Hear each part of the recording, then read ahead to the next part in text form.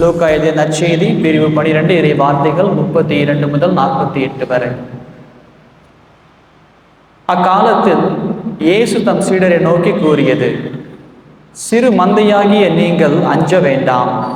உங்கள் தந்தை உங்களை தம் ஆட்சிக்கு உட்படுத்த திருவுளம் கொண்டுள்ளார். உங்கள் உடைமைகளை விற்று தர்மம் செய்யுங்கள்.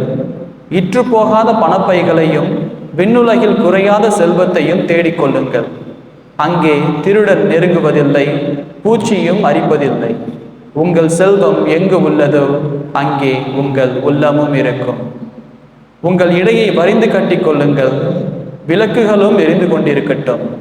திருமண விருந்துக்கு போயிருந்த தம் தலைவர் திரும்பி வந்து தட்டும்போது உடனே அவருக்கு கதவை திறக்க காத்திருக்கும் பணியாளருக்கு ஒப்பாயிருங்கள்.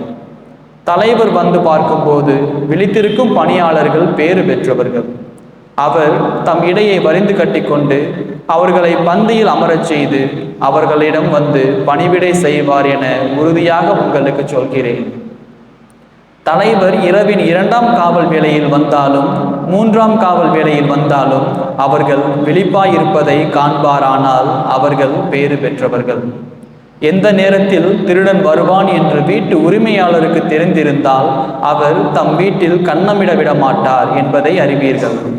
நீங்களும் ஆயத்தமாயிருங்கள், ஏனெனில் நீங்கள் நினையாத நேரத்தில் மானிட மகன் வருவார். அப்பொழுது பேதுரு, ஆண்டவரே, நீர் சொல்லும் இந்த உவமை எங்களுக்கா அல்லது எல்லோருக்குமா என்று கேட்டார். அதற்கு ஆண்டவர் கூறியது: தம் ஊழியருக்கு வேளாவேளை படியளக்க தலைவர் அமர்த்திய நம்பிக்கைக்குரியவரும் அறிவாளியுமான வீட்டு பொறுப்பாளர் யார்? தலைவர் வந்து பார்க்கும்போது தம் பணியை செய்து கொண்டிருப்பவரே அப்பணியாளர். அவர் பேறு பெற்றவர். அவரை தம் உடைமைகளுக்கெல்லாம் அதிகாரியாக அவர் அமர்த்துவார் என உண்மையாக உங்களுக்கு சொல்கிறேன். ஆனால் அதே பணியால் தன் தலைவர் வர காலம் தாழ்த்துவார் என தன் உள்ளத்தில் சொல்லிக்கொண்டு ஆண் பெண் பணியாளர்கள் அனைவரையும் அடிக்கவும் மயக்கமுற உண்ணவும் குடிக்கவும் தொடங்கினான். எனில் அப்பணியால் எதிர்பாராத நாளில் அறியாத நேரத்தில் அவனுடைய தலைவர் வந்து அவனை கொடுமையாக தண்டித்து நம்பிக்கை துரோகிகளுக்கு உரிய இடத்திற்கு தள்ளுவார். தன் தலைவரின் விருப்பத்தை அறிந்திருந்தும் ஆயத்தமின்றியும் அவர் விருப்பப்படி செயல்படாமலும் இருக்கும் பணியால் நன்றாய் அடிபடுவான். ஆனால் அவர் விருப்பத்தை அறியாமல் அடிவாங்க வேண்டிய முறையில் செயல்படுபவன் அவரது விருப்பத்தை அறியாமல் செயல்படுவதால் சிறிதே அடிபடுவான். மிகுதியாக கொடுக்கப்பட்டவரிடம் மிகுதியாகவே எதிர்பார்க்கப்படும். மிகுதியாக ஒப்படைக்கப்பட்டவரிடம் இன்னும் மிகுதியாக கேட்கப்படும்.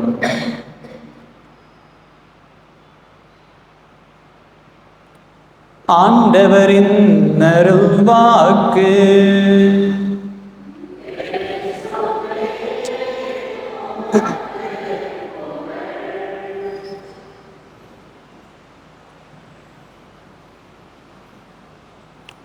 கிறிஸ்து இயேசுவில் பிரியமான சகோதர சகோதரிகளே, இன்றைய நவநவீன உலகத்தில் நாம் வாழும் இந்த சமுதாயத்தில் பல்வேறு விதமான செயல்பாடுகளை நாம் அனுதினமும் செய்து கொண்டிருக்கிறோம்.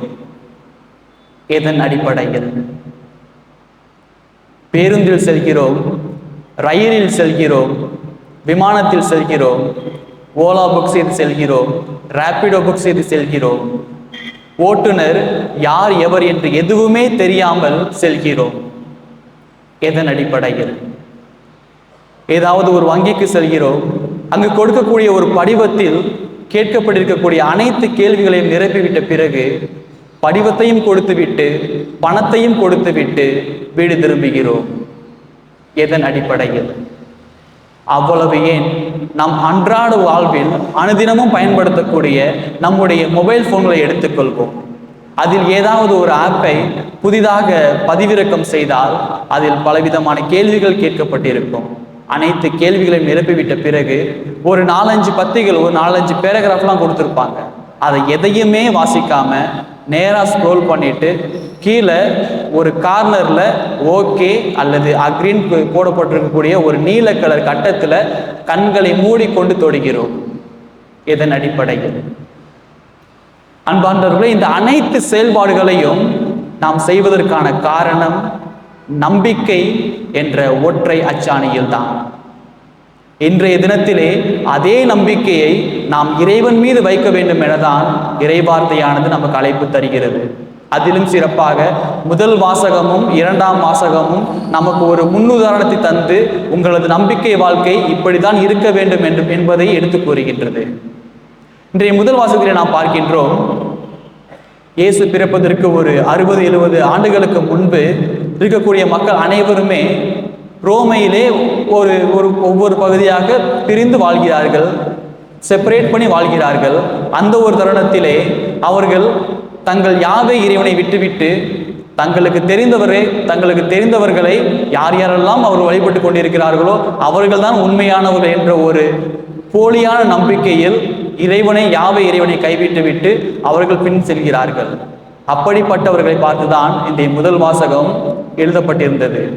அதாவது அவர்கள் தங்களுடைய வாழ்வை எப்படி உண்மையான கடவுளுக்கு ஏற்றவாறு வாழ வேண்டும் என்பதை அவர்கள் முன்னோர்கள் எப்படியெல்லாம் இறைவனோடு உறவு கொண்டிருந்தார்கள், முன்னோர்கள் எப்படியெல்லாம் இறைவன் மீது நம்பிக்கை கொண்டிருந்தார்கள், அந்த நம்பிக்கையின் விளைவாக அவர்கள் எப்படி வாழ்வடைந்தார்கள், கானான் தேசம் பாலும் தேனும் வழியக்கூடிய ஒரு வாக்களிக்கப்பட்ட நாட்டிற்கு எப்படி சென்றார்கள் என்பதை முதல் வாசகத்தின் வழியாக வலியுறுத்தி அவர்களை நம்பிக்கையில் இறைவனிடம் திரும்புமாறு அழைப்பு தருகிறது. இன்று இரண்டாம் வாசகத்தை பார்த்தோமானால், ஏதோ ஒரு காலத்தில் இறைவனால் ஆட்கொள்ளப்பட்டு இறைவன் பக்கம் இருந்து கொட்டப்பட்டு ஒரு கிறிஸ்தவர்களாக மாறியவர்களை ஏதோ ஒரு சூழலால் அந்த யூத மக்கள் அனைவருமே துன்புறுத்துகின்ற தருணத்திலே அவர்களுடைய விசுவாசம் நழுவுகின்ற தருணத்திலே அவருடைய விசுவாசத்தை வலுப்படுத்துவதற்காகவும் ஆற்றல் கொடுப்பதற்காகவும் நம்முடைய முன்னோர்கள் இப்படியெல்லாம் வாழ்ந்தார்கள், அவர்கள் அப்படிப்பட்ட நம்பிக்கை கொண்டிருந்ததால் தான் அவர்களை நாம் இன்றும் பேசிக் கொண்டிருக்கிறோம் என்று அவர்களுக்கு ஒரு நம்பிக்கையை கொடுத்து இறைவனிடம் திரும்பி வருமாறும் கிறிஸ்து இயேசுவில் திரும்பி வருமாறும் கிறிஸ்துவில் வேறொன்று இருக்கவும் அழைப்பு தருகிறது. அதனை தொடர்ந்து பார்த்தோம் என்றால் திருப்பாடல் 33 நாம் பார்க்கின்றோம், இறைவனால் தேர்ந்து கொள்ளப்பட்ட ஒவ்வொரு மக்களுமே பேறு பெற்றோர். இந்த உண்மை நிலையை ஏற்றுக்கொண்டோமானால், இந்த உண்மை நிலையை உணர்ந்து கொண்டோமானால் நாம் அனைவருமே பேறு பெற்றவர்கள். இந்த உண்மையை ஏற்றுக்கொள்வதுதான் ஒரு விசுவாச வாழ்க்கையாக கருதப்படுகிறது, ஒரு நம்பிக்கையின் ஆணிவேராக கருதப்படுகிறது. அன்பார்ந்தவர்களே, நம்முடைய வாழ்விலே நாம் அனைவருமே இயேசுவால் இறைவனால் தேர்ந்து கொள்ளப்பட்டவர் என்று நம்புகிறோமா? நாம் அனைவருமே பேறு பெற்றவர் என்று நம்புகிறோமா? சற்று சிந்தித்து பார்ப்போம். அப்படி நாம் அனைவருமே இறைவனால் தேர்ந்து கொள்ளப்பட்டோம் என்று நம்பினால், நாம் பேறு பெற்றவர் என்று உணர்ந்தோமானால், நம்முடைய வாழ்வில் செயல்பாடுகளில் கையில் 3 பூக்கள் இருக்க வேண்டும். நம்முடைய வாழ்க்கையிலே கையிலே தயாரிப்பு, காத்திருப்பு, விழித்திருப்பு எனக்கூடிய இந்த 3 பூக்களும் நம்முடைய கையாகிய நம்பிக்கையில் இருக்கும். அன்பார்ந்தவர்களே, ஒரு விளையாட்டு வீரர் ஒரு விளையாட்டு போட்டியில் கலந்து கொண்டார் என்றால் அவர் எந்நேரமும் தூங்கிக் கொண்டிருக்க மாட்டார், எந்நேரமும் இதையை பற்றி சிந்தித்துக் கொண்டிருக்க மாட்டார். மாறாக வரக்கூடிய அந்த போட்டியை நோக்கி தன்னைத்தானே தயாரித்து கொண்டிருப்பார், அந்த போட்டிக்காக காத்திருப்பார், அந்த போட்டிக்காக விழித்திருந்து அதில் எப்படியெல்லாம் வெற்றி பெற வேண்டும் என தனக்குள்ளாக சிந்தித்துக் கொண்டிருப்பார். இந்த ஒரு விஷயமானது வெறும் விளையாட்டு வீரர்களுக்கு மட்டுமல்ல, நம்முடைய வாழ்க்கையில் நடக்கக்கூடிய ஒவ்வொரு செயல்பாடுகளுக்கும் நாம் பொருத்தி பார்க்கலாம். இந்த தயாரிப்பு என்றால் என்ன, காத்திருப்பு என்றால் என்ன, விழித்திருப்பு என்றால் என்ன? ஒரு விவசாயி தன்னுடைய நிலத்திலே ஏதாவது உழுவ வேண்டும் என்று சொன்னால், விவசாயம் செய்ய வேண்டும் என்று சொன்னால், அதற்காக அந்த ஒரு நிலத்தை அவர் தயாரிக்க வேண்டும். அப்பொழுதுதான் அவரால் அந்த நிலத்தில் ஏதாவது ஒன்றை பயிரிட முடியும். பழைய ஏற்பாட்டிலே பார்க்கிறோம், மக்கள் அனைவருமே எகிப்திலிருந்து அடிமைத்தனத்திலிருந்து செல்கின்ற தருணத்திலே பாஸ்காவிற்காக தாங்களே தயாரித்துக் கொண்டிருந்தார்கள். இறைவன் அவர்களோடு பேச வேண்டும் என்று விரும்பியதால் இறைவன் மோயிசின் வழியாக மக்களை தயாரித்து தன்னோடு பேசுவதற்காக அழைப்பு தருகிறார். புதிய ஏற்பாட்டிலே பார்க்கிறோம், திருமுழுக்கு யோவான் இயேசுவின் வருகைக்காக, மீட்பரின் வருகைக்காக தன்னையும் தயாரித்து அங்கு இருக்கக்கூடிய மக்கள் அனைவரையுமே இயேசுவின் மெசியாவின் வருகைக்காக தயாரிக்கின்றார். அன்னை கன்னி மரியாம் யோசேப்பும் இயேசு பிறப்பதற்கு முன்பாக அவர்கள் இருந்த இடத்தை விட்டு வேறு ஒரு இடத்திற்கு சென்று இயேசுவின் வருகைக்காக தயாரித்துக் கொண்டிருக்கிறார்கள். நம்முடைய வாழ்விலே நாம் எதற்காக தயாரிக்கின்றோம்? அல்லது நாம் தயாரிக்க முற்படுகின்றோமா? அல்லது எதாயிருந்தாலும் சரி, நாம் தயாரிக்காமல் சென்ற உடனே அதை செய்து விடலாம் என்ற ஒரு குருட்டுத்தனமான நம்பிக்கையில் அனைவரும் மூழ்கி இருக்கின்றோமா என்பதை நாம் சிந்தனைக்கு எடுத்துக்கொள்ள வேண்டும். இரண்டாவதாக பார்த்தோமானால் காத்திருப்பு. அன்பார்ந்தவர்களே, இந்த காத்திருப்பு மட்டும் போதுமா, அல்லது எதை குறித்து நாம் அனைவருமே காத்திருக்க வேண்டும்? அன்பார்ந்தவர்களே, ஏதாவது ஒரு கர்ப்பிணி பெண்ணை நாம் பார்த்தோம் என்றால் அவர்கள் அனைவருமே ஒரு 9 மாத ஏறக்குறைய 9 மாத காலங்கள் அனைவருமே காத்திருப்பார்கள். அந்த காத்திருக்கக்கூடிய தருணத்திலே அவர்கள் செய்கின்ற செயல்கள் தான் நமக்கு இன்று ஒரு அறிவுரையாக கூறப்படுகிறது. அவர்கள் வெறுமனே காத்திருக்காமல் அந்த குழந்தை வெளிவந்தால் அந்த குழந்தையை எப்படி நாம் பார்த்து கொள்ள வேண்டும் என்று ஒரு தொலைநோக்கு பார்வையோடு தினம்தோறும் சிந்தித்துக் கொண்டிருப்பார்கள். அதோடு சேர்ந்து அனுதினமும் அவர்களது உடலிலே ஒரு சில மாற்றங்கள் ஏற்படும். அதை அவர்கள் உணர்ந்திருப்பார்கள். நம்முடைய வாழ்விலே அப்படிப்பட்ட ஒரு காத்திருப்பு நமக்கு இருக்கிறதா, அல்லது எதற்கெடுத்தாலும் என்னால் காத்து கொள்ள முடியாது, இந்த உலகிலே அனைத்துமே எனக்கு வெகு விரைவாக கிடைக்கிறது, அதனால் உடனடியாக எனக்கு எதையெல்லாம் தேவையோ அவையெல்லாம் உடனடியாக வந்தால் நலமாயிருக்கும், அப்படி இல்லை என்றால் நான் அந்த காத்திருப்பை விட்டுவிட்டு வேற ஒரு இடத்திற்கு சென்று விடுகிறேன் என்று நினைத்து கொண்டிருக்கிறோமா? நாம் பல ஆலயங்களுக்கு செல்கிறோம், பல புண்ணிய காரியங்களை செய்கிறோம், மாலை போடுகிறோம், ஜெப முயற்சிகளை மேற்கொள்கிறோம். இவை அனைத்துமே ஏதாவது ஒரு வேண்டுதலை முன்னிறுத்தி வைக்கின்றன. அந்த வேண்டுதல் நாம் கேட்ட உடனே நமக்கு கிடைக்கின்றதா, அல்லது காலம் தாழ்த்தப்படுகிறதா என்றுதான் நாம் அனைவரும் முதலில் பார்க்கின்றோம். உடனடியாக கிடைத்து விட்டது என்றால் நாம் அனைவருமே இறைவனுக்கு நன்றி கூறுகிறோம். ஏதாவது அந்த கோயிலுக்கு வேண்டிய இடத்திற்கு நாம் எந்த ஒரு இடத்துல வேண்டினோமோ அந்த இடத்திற்கு சென்று ஏதாவது ஒரு காணிக்கையை ஒப்புக் கொடுக்கின்றோம். அப்படி அந்த வேண்டுதலானது நாம் நினைத்த வண்ணம், நாம் எதிர்பார்த்த வண்ணம் விரைவாக நடக்கவில்லை என்றால் அந்த ஒரு வேண்டுதலை அப்படியே நிறுத்திவிட்டு வேறொரு ஆலயத்திற்கு செல்கிறோம், வேறு ஒரு புனிதரிடம் செல்கிறோம். அப்படி இல்லை என்றால் ஆலயம் செல்வதை நிறுத்தி விடுகிறோம். நம்முடைய காத்திருப்பானது இப்படிப்பட்ட ஒரு காத்திருப்பாக தான் இருக்கிறது. அனைவருமே குரங்கு கதையை பற்றி கேள்விப்பட்டிருப்போம். ஒரு குரங்கானது மாங்காவை சாப்பிட்டு விட்ட பிறகு, மாங்கொட்டையை புதைத்து விட்ட பிறகு அதை வளர்த்திருக்க வேண்டும் என்ற ஒரு எண்ணத்தில் மண்ணுக்கு அடியில் புதைத்து வைக்கிறது. நாள்தோறும் தண்ணி ஊற்றுகிறது. ஏறக்குறைய 1 மாதம் கழித்து விட்ட பிறகு பார்த்தோமானால் அதில் ஒரு சின்ன இலையும் வரவில்லை, ஒன்றுமே முளைக்கவில்லை.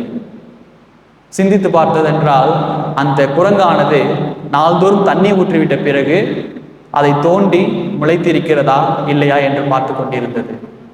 அன்பார்ந்தவர், நம்முடைய காத்திருப்பானது இப்படிப்பட்ட ஒரு காத்திருப்பாக தான் இருக்கிறது. மூன்றாவதாக பார்த்தோமானால் விழித்திருப்பு.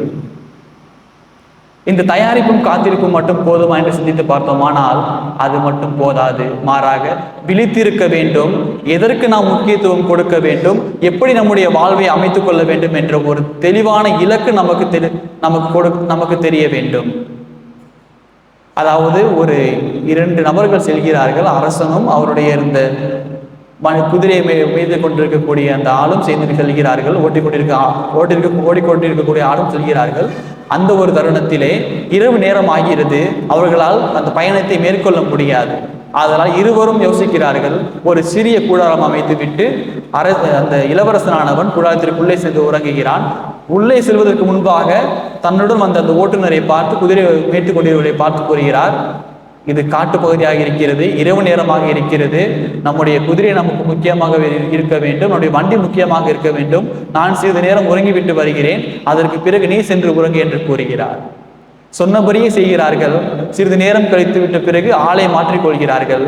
திரும்பவும் சிறிது நேரம் கழித்த பிறகு திரும்பவும் ஆளை மாற்றிக்கொள்கிறார்கள். இளவரசன் தூங்கி கொண்டிருக்கிறான். வெளியிலே வந்து கூறுகிறான், நீ சும்மா உட்கார்ந்து இருந்தால் நீ எதையாவது யோசித்து கொண்டு தூங்கி விடுவாய், அதனால் நீ ஏதாவது ஒரு செயலை செய்து என்று கூறுகிறார். அந்த மனிதனுக்கு என்ன ஒன்று புரியவில்லை. என்ன நான் செய்வேன் என்று கேட்கிறார். அந்த இளவரசனானவன் அந்த மனிதனை பார்த்து, பக்கத்திலே கடல் இருக்கிறது, அந்த கடலிலே உப்பு தண்ணி இருக்கிறது, அந்த தண்ணி உப்பாக இருக்கிறதா அல்லது அந்த உப்பு எப்படி தண்ணீர் வந்தது என்பதை பற்றி சிந்தித்துக் கொண்டிரு என்று கூறுகிறார். அந்த மனிதனும் சிந்தித்துக் கொண்டிருக்கிறான். சிறிது நேரம் கழித்து அந்த இளவரசனானவன் எழுந்து வந்து பார்க்கிறான். இந்த மனிதன், இந்த காவலாளி எதையோ யோசித்துக் கொண்டிருக்கிறான். இளவரசன் கேட்கிறான், என்ன யோசித்துக் கொண்டிருக்கிறாய் என்று. அவனும் கூறுகிறான், இளவரசே, நீங்க சொன்னமா சிந்தித்துக் கொண்டிருந்தேன், எனக்கு எதுவுமே புரியவில்லை. நான் சற்றே எனது கண்களை மேலே உயர்த்தி பார்த்தேன், வானமானது நீல கலராக தென்பட்டது. அதற்கு பிறகு அந்த வானம் எப்படி நீல கலராக மாறுகிறது என்று சிந்தித்துக் கொண்டிருக்கிறேன் என்று கூறுகிறான். அந்த இளவரசனும், சரிதான், நீ உனது வேலையை நன்றாக செய்து கொண்டிருக்கிறாய், அப்படியே சிந்தித்துக் கொண்டு விழிப்பாயிரு என்று கூறிவிட்டு மீண்டுமாக உறங்க செல்கிறான். சிறிது நேரம் கழித்து இளவரசன் மீண்டும் வருகிறான். அப்பொழுது பார்த்தாலும் இந்த மனிதன் வானத்தையே பார்த்து சிந்தித்துக் கொண்டிருக்கிறான்.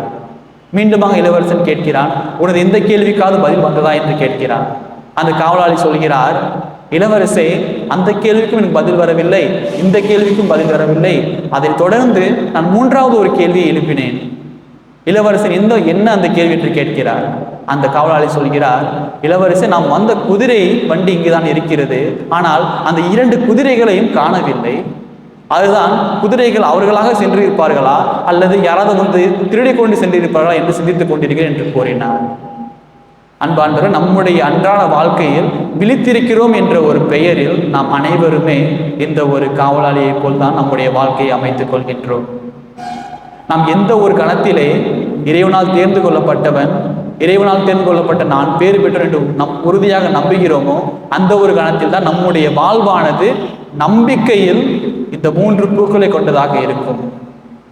அப்படி நாம் இறைவனால் தேர்ந்து கொள்ளப்பட்டவர்கள் பேறு பெற்றவர்கள் இல்லை என்று நம்புகின்ற தருணத்திலே, அதை விசுவாசிக்காத தருணத்திலே நம்முடைய வாழ்வானது எப்படி மாறுகிறது என்றால் சற்று வித்தியாசமானதாக மாறுகிறது. அதாவது லூசிபர் தலைமையிலே நரகத்தில் ஒரு கூட்டம் நடந்தது.